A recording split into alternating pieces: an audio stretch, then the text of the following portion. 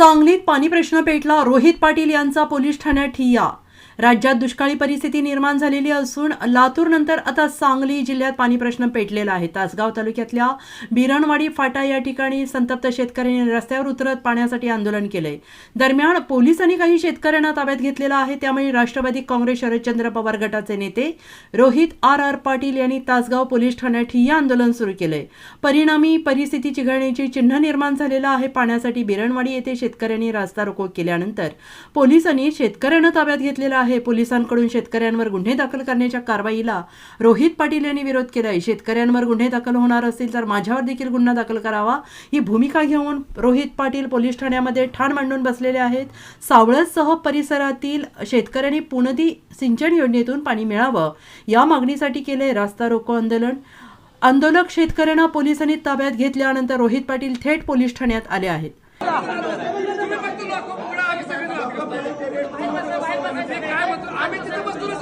आमचे सहकारी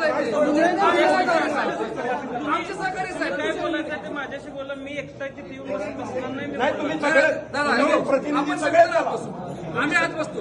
आम्ही पाणी सोडा. या मागणीत जर काही चूक असेल तर तुरुंगात घाला, मलाही घाला. दादा ती निवेदन लोक पाण्यासाठी बसले. जे विषय माझ्याशी संबंधित आहे त्याच्या बाबतीत अनेक ठिकाणी वेगवेगळ्या ठिकाणी व्यवस्थित प्रशासन बोलतं, समजूत काढतं. लोकांचे 2 तास समजूत काढत होतो मी. माझे कर्मचारी 2 तास समजूत काढत होते. 2 तास आम्ही लोकांना पाणी मागायला तर गाडीत घालून नाही जी प्रोसिजर आहे दादा, आंदोलन केल्यानंतर लोकांना डिटेन केलं जातं, ही प्रोसिजर आहे. त्याच्यात काही मी त्यांच्यावर कारवाई करत नाही आहे. त्यांना डिटेन करतोय, थोड्या वेळानंतर रिलीज करणार आहे. रिलीज करून बसतोय. तुम्ही हे बघा, तुम्ही बेकायदेशीर जमाव जमवून नाही. गुन्हा दाखल करा. गुन्हा दाखल करा.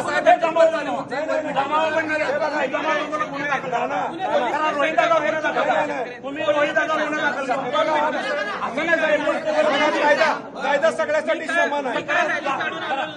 मी पोलीस गाडीत उतरून आलोय. पोलीस स्टेशनच्या बाहेर तुमच्या लोक उपस्थित होती, ती माझ्या बरोबर राहत आलेत. मी काय लोकांना घेऊन आलो नाही. तो विषय नाहीये. नाही, मी सांगतोय फॉर्म घेऊन आलो. तुम्ही जे सांगताना ग्राउंड